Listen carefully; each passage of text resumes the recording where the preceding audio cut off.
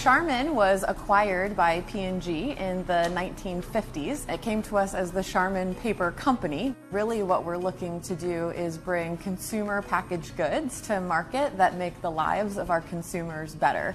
And so back when we acquired the Charmin Paper Company, this was a category where the products that were available at the time were really not that good, not that soft.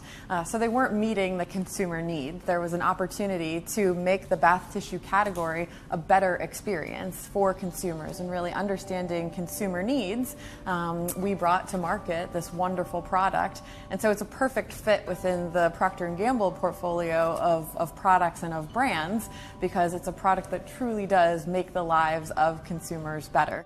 Charmin is such a huge, iconic brand, and I think part of what makes it that is the fact that we've only had 3 campaigns in the past 50 years. The first of those was the Mr. Whipple campaign, which really helped establish its iconic status. Once Mr. Whipple, kind of maxed out in popularity and became a little bit dated, there was a need to transition campaigns. Back in 1999, in the UK, the Charmin brand was running Call of Nature, which featured some bears along with some other animals. And we took that execution, tested it in the US, and it tested well. And that was the beginning of the bears. Cha-cha-cha, Charmin.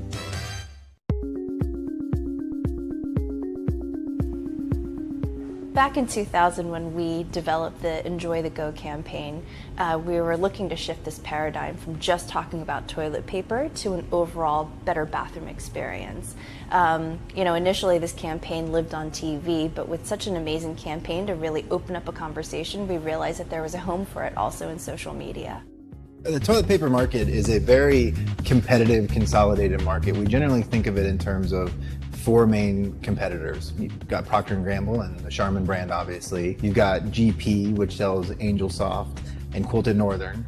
You've got Kimberly-Clark, which sells Scott 1000 and Cottonelle. And then we generally lump all of the retailer brands together. Each of us have about 25% of the market, so pretty well split.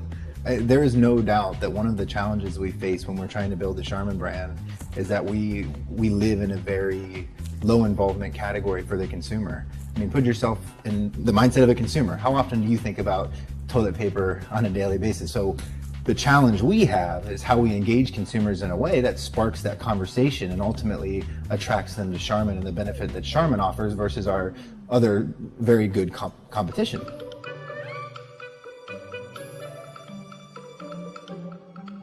There's only so many different ways to make paper and so many different benefits that you can bring to the consumer, and we have to be very emotive. We have to engage them. We have to captivate them. So we work daily trying to figure out what is the best way to do it. What is our unique stance in the marketplace? What is our position? And ultimately what that means is we work with a lot of consumers to really understand their unique needs and their wants and desires. In an integrated marketing world, you know that there are tons of things at our disposal. And what's very interesting about bath tissue is the bathroom is something you use inside the home, outside the home, in restaurants. And so you have unique opportunities to reach consumers in many different ways. We are working very tactically on a daily basis in the trenches with the retailers to make sure that our pricing is very much in line, because the reality at the end of the day, if that pricing is not very competitive and in line with what that consumer is going to expect, all that marketing stuff you're doing is only going to get you so far. We have a team of brand managers and assistant brand managers. We have a communications team. We have a consumer market knowledge team, and we have our design team. But we also have externally a roster of partner agencies that we work with to bring expertise. Really, their role is to bring expertise that we don't have internally at P&G.